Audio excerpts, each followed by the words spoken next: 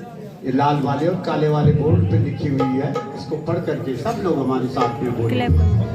श्री पवन पंच सुखी